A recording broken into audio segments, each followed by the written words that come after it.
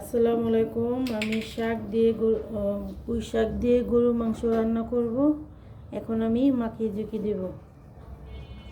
আদা রসুনের পেস্ট দিলাম, হলুদ দিব 2 চামচ। পুঁই শাক দিয়ে রান্না করব তো 2 চামচে একটু বেশি লাগবে হলুদ। আর মরিচের গুঁড়াটা দিব 1.5 চামচ। মরিচের গুঁড়া দিব 1.5 চামচ। আর লবণ দিব পরিমাণ মতন।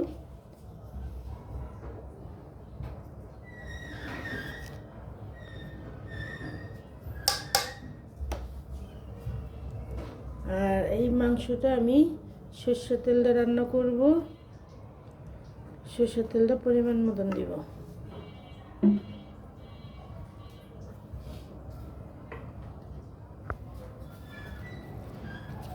এটা আমি মাখিয়ে ঝুঁকিয়ে চড়াবো।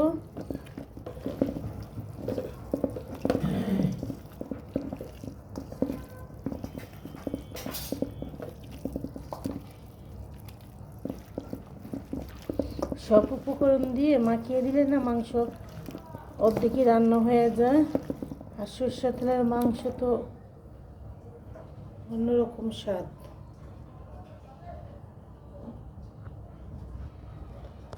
আমি পুঁই শাক দিয়ে রান্না করব গরুর মাংসটা। আমি পুঁই শাক দিয়ে গরুর মাংস রান্না করব। পুঁই শাকটি এখন ধুয়ে ফেলব।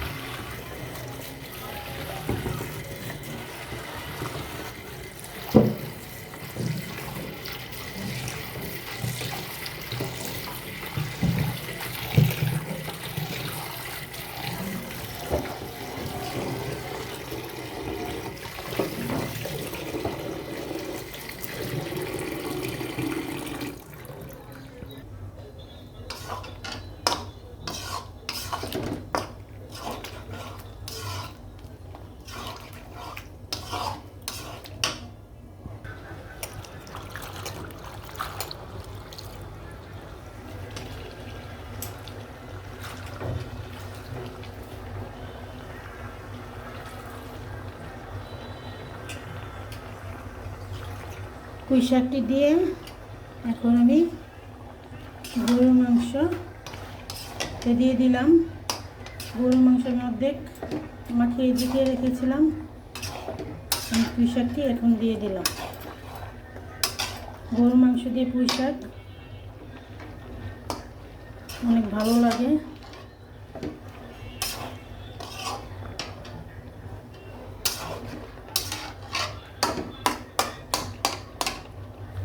সেদ্ধ হোক।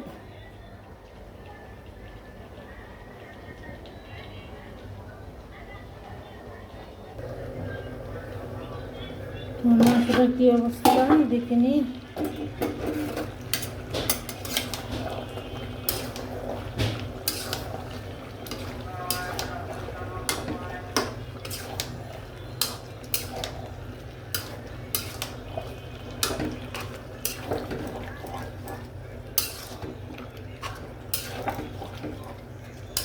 গরুর মাংস দিয়ে অনেক তেল ছিল, ভালো।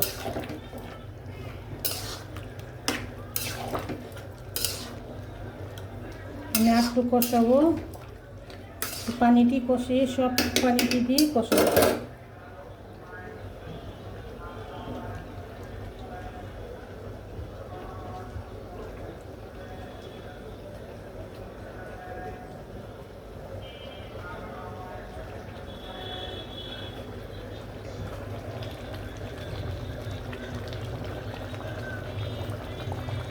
পুঁই শাক দিয়ে গরুর মাংস এখন আমি ঢেকে দিব।